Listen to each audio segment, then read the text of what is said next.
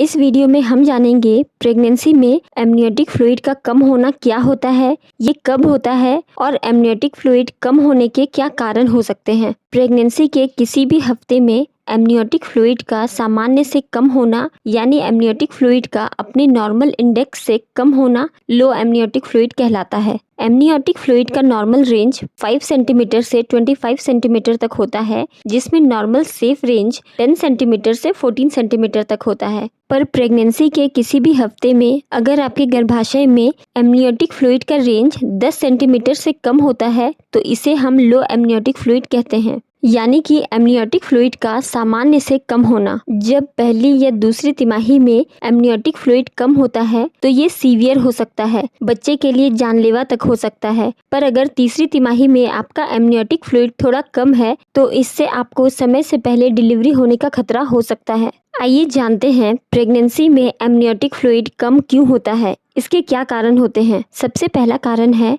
अगर आपके होने वाले बेबी में किडनी रिलेटेड कोई परेशानी है या बच्चा सही से यूरिन पास नहीं कर पा रहा है या फिर बच्चे को निगलने में कोई परेशानी है, इन कारणों से भी एमनियोटिक फ्लूइड कम होता है। दूसरा रीजन है आपके गर्भाशय में एमनियोटिक फ्लूइड की थैली में लीकेज होना, इसकी वजह से भी एमनियोटिक फ्लूइड कम हो जाता है। तीसरा है, अगर आपकी प्रेगनेंसी में कोई प्लासेंटा के रिलेटेड प्रॉब्लम हो तो इससे बेबी की तरफ जाने वाला ब्लड सप्लाई हैम्पर होता है और इस कारण से बेबी के बॉडी पार्ट सही से काम नहीं कर पाते हैं और इसका रिजल्ट ये होता है कि बच्चा यूरिन कम पास करता है और महिला के शरीर में एमनियोटिक फ्लूइड कम होता चला जाता है। तीसरा कारण है, अगर होने वाली माँ में ही किसी तरह की कोई परेशानी हो तो भी आपके एमनियोटिक फ्लूइड कम होने लगती है, जैसे कि आप बहुत ज़्यादा स्ट्रेस लेती हो या आपको हाई ब्लड प्रेशर या लो ब्लड प्रेशर की प्रॉब्लम है या फिर आपको डायबिटीज़ है या फिर आपको किडनी या हार्ट से रिलेटेड कोई प्रॉब्लम है या फिर आपका इम्यून सिस्टम बहुत ही लो है